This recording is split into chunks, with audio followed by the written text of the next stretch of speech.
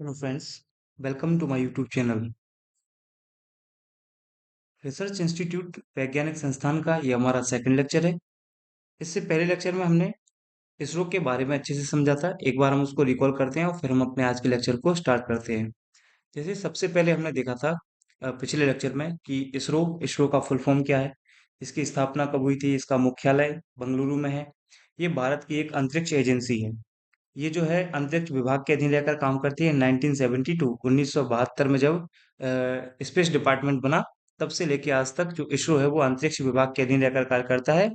और ये जो हमारा स्पेस डिपार्टमेंट है दोस्तों, ये डायरेक्ट पीएमओ के अधीन रहता है, यानी प्रधानमंत्री के डायरेक्ट अधीन रहता है अंतरिक्ष विभाग। इसरो का हमने प्राचीन नाम डिस्कस किया था, इनकोस्पार इसका नाम था, इसका फुल फॉर्म है Indian national committee for space research. इसकी जो इनकोस पार्क की स्थापना है वो हमारे तत्कालीन प्रधानमंत्री जवाहरलाल नेहरू ने की थी 1962 में। जिसके लिए जिसके बाद 1963 की बात करेंगे, 21 नवंबर को, तो थुम्बा से नाइक अपाचे नामक जो साउंडिंग रॉकेट है वो प्रक्षेपित किया गया था, लॉन्च किया गया था। देन हमने आगे बात की थी कि जो हमारा इसरो की अचीवमेंट क्या क्या है। अचीवमेंट में हमने देखा था कि कम्युनिकेशन सैटेलाइट में इसने जी सैट और एजुसैट का डेवलपमेंट किया है।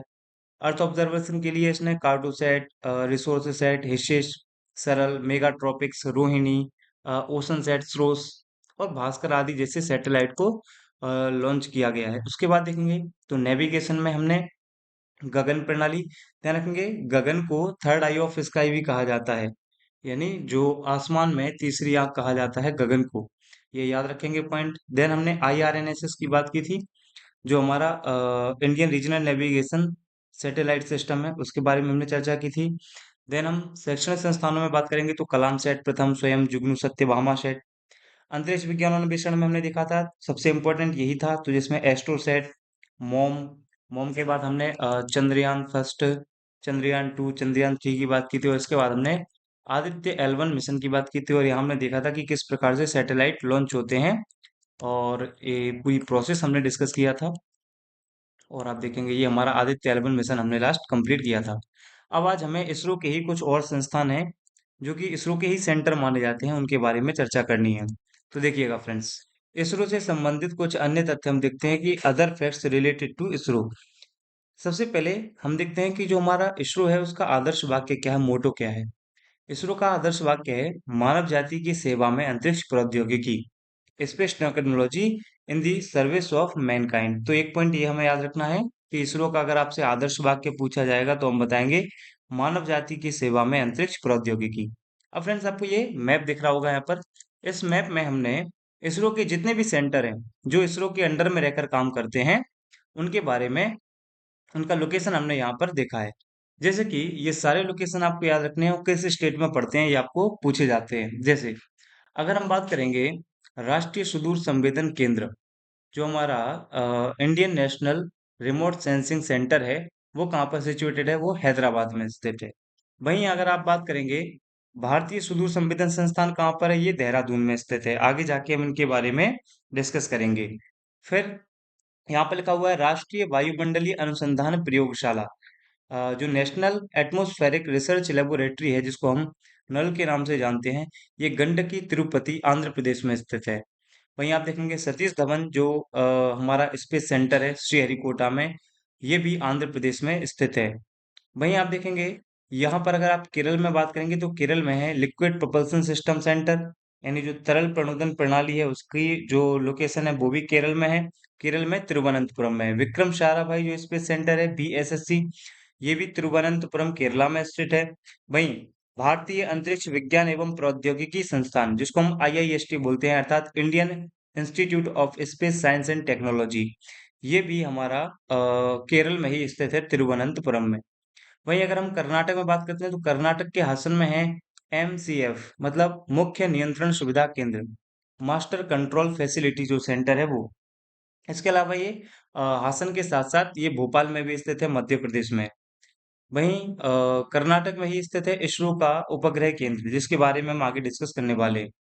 वहीं आप देखेंगे गुजरात में आपको मिलेगा भौतिक अनुसंधान प्रयोगशाला, फिजिकल रिसर्च लेबोरेटरी, जो कि नवरंगपुरा अहमदाबाद में स्थित है। वहीं आपको देखने को मिलेगा अंतरिक्ष अनुप्रयोग केंद्र और विकास तथा शैक्षिक संचार यूनिट जो देखने को मिलेगी इसरो की।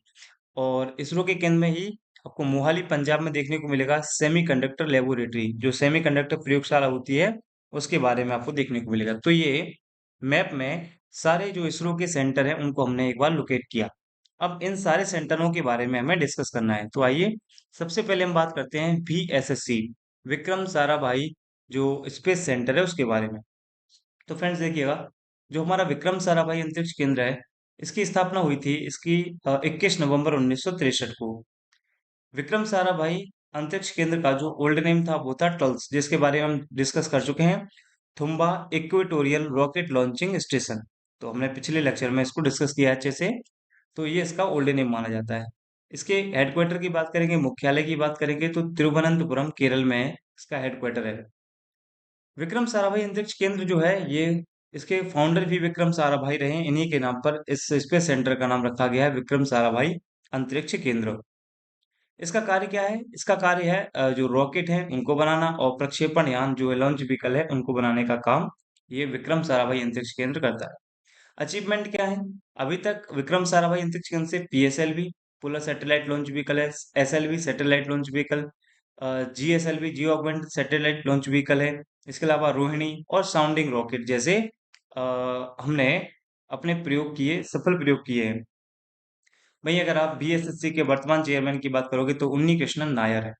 तो ये VSSC के बारे में सारे पॉइंट आपको याद रखने हैं, एग्जाम में यहीं से क्वेश्चंस बनेंगे। तो इसकी स्थापना याद रखना है, हेडक्वार्टर कहाँ पर है और इसके वर्तमान चेयरमैन कौन है, इतना आपको याद इसमें बिल्कुल रखना होगा। अगला है जो इसरो का सेंटर वो है इसरो उपग्रह केंद्र, इसरो सैटेलाइट सेंटर। दोस्तों इसका अदर नेम भी है, UR राव सैटेलाइट सेंटर बोलते हैं इसको, UR राव उपग्रह केंद्र भी बोलते हैं।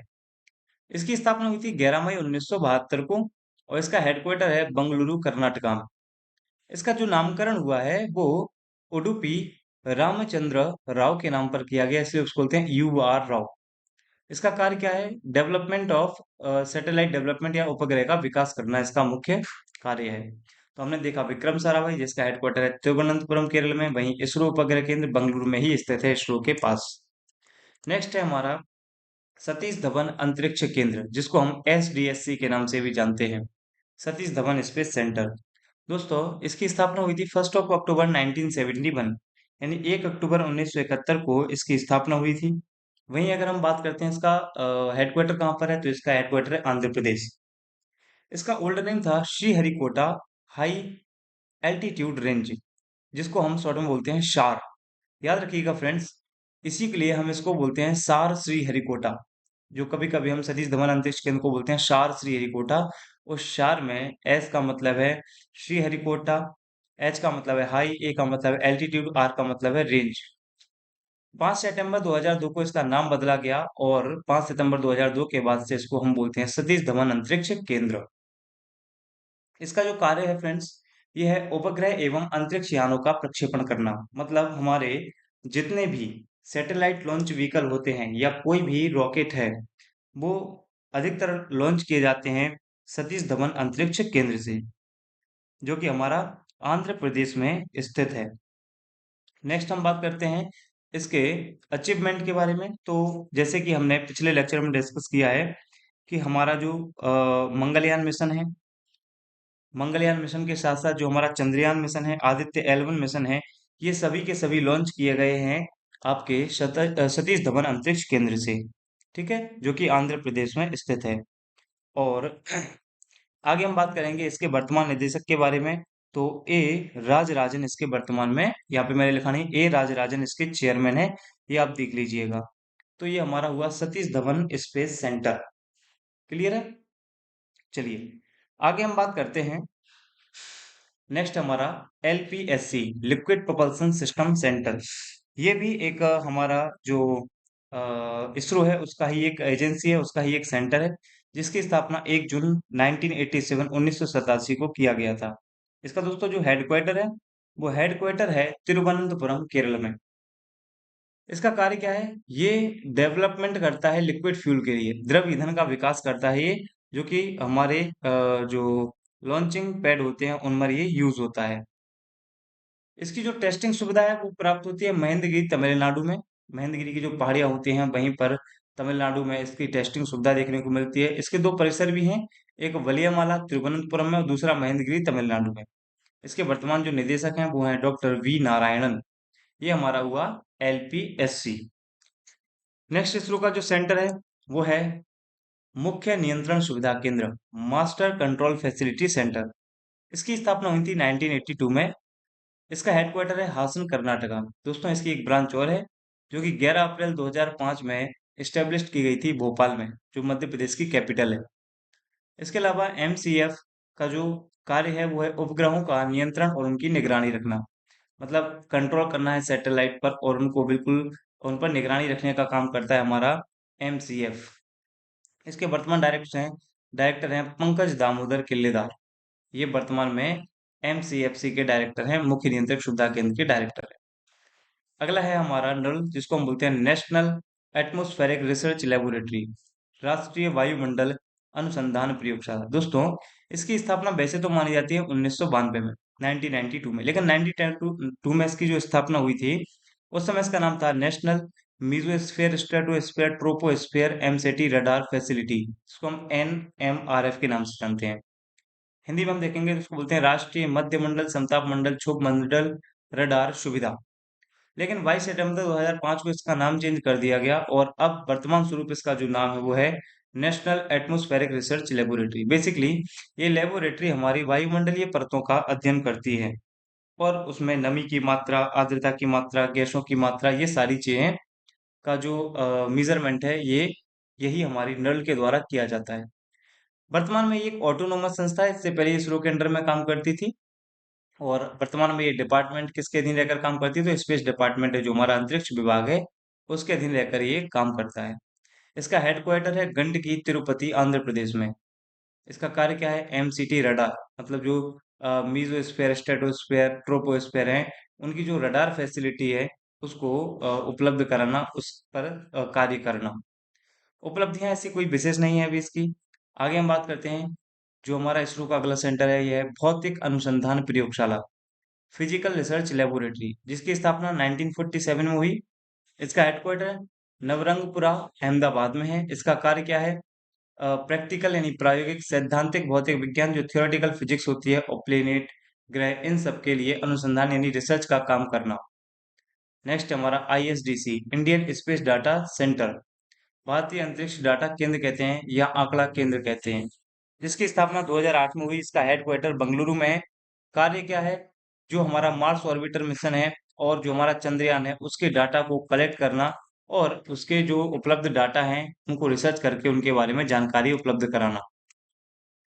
नेक्स्ट हमारे इसरो के सेंटर हैं जिनमें हम बात करते हैं भारतीय अंतरिक्ष विज्ञान एवं प्रौद्योगिकी संस्थान की, जिसको हम शॉर्ट में बोलते हैं IIST, Indian institute of space science and technology.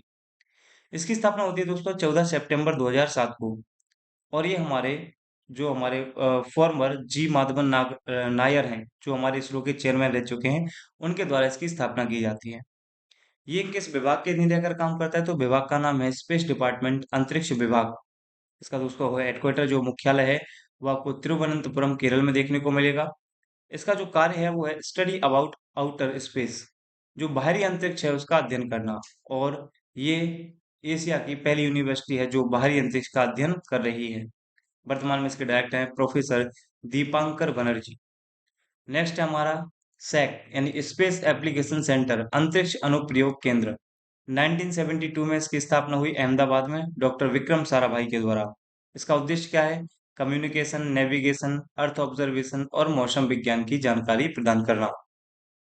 अगला है इंडियन डीप स्पेस नेटवर्क, भारतीय गहन अंतरिक्ष नेटवर्क, जिसकी स्थापना 17 अक्टूबर 2008 को होती है। इसका मुख्यालय बेंगलुरु में है और ये एंटीना के सहायता से एंटीना को जो है ये मदद प्रदान करने का कार्य करता है।